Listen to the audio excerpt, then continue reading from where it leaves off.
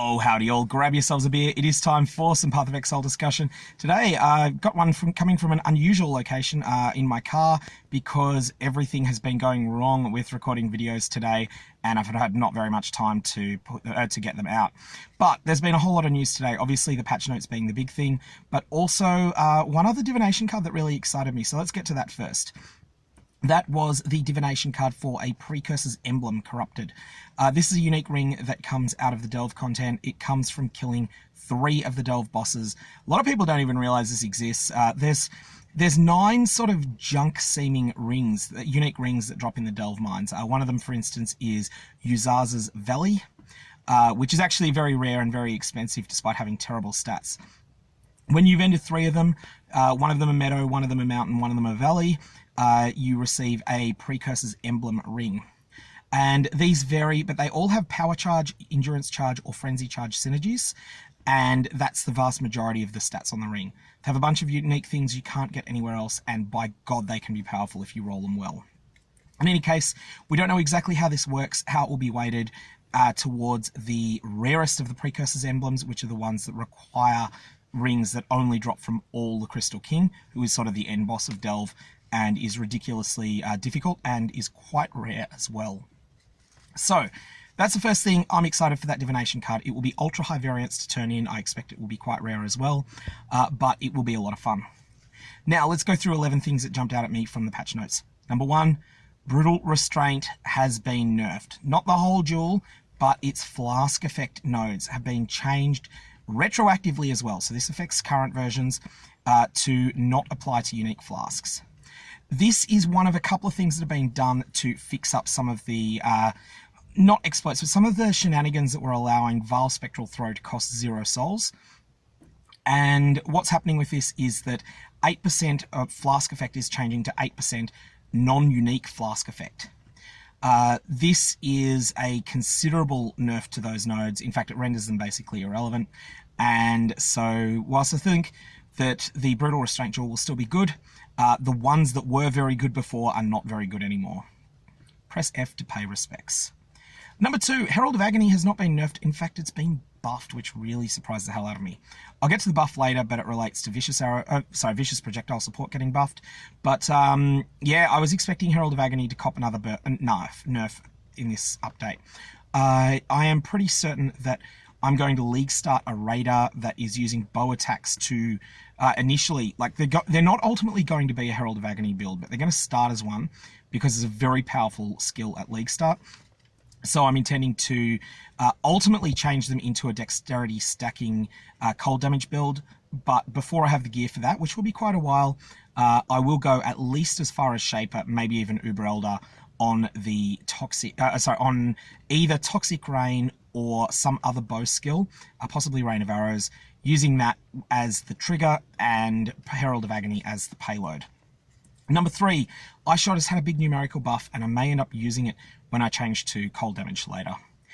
It might just be enough for this skill, this once terrible skill, to be good again.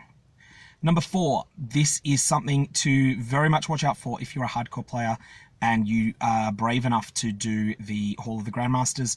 2 new Grandmasters have been added, and I'm expecting they will be hard counters to some of the Balefire strategies that have been going around. This is just me speculating.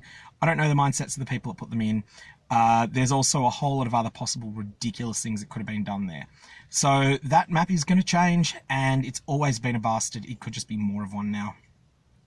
Number 5, Split Arrow has been numerically buffed, and the number buffs are big. More projectiles, more damage from each projectile. This skill hasn't been good for a long time, but it might be now. Number 6, both Poison support and Vicious Projectile support have been buffed numerically, and the buffs are considerable, so definitely give some of these some thought. What was I saying before about Herald of Agony? Well, Vicious Projectile support is the best support now, I believe, for Herald of Agony, although I need to check that out. And it was already something like the 2nd or 3rd best support. Now it's even better, so yeah, Herald of Agony, I think this will undo the nerf that skill took a couple of leagues back. Number 7, we have new Flask mods. Leech ones are gone completely. Now, that's okay, because they were usually pretty bad mods on Flasks, so that'll make it easier to roll a good Flask. and there are new mods, including a couple that are only available on Mana Flasks.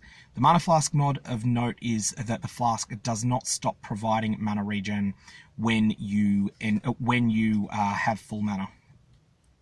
Number 8, there is a wider variety for some incubators. I'm expecting this will be a nerf, but I don't have any details.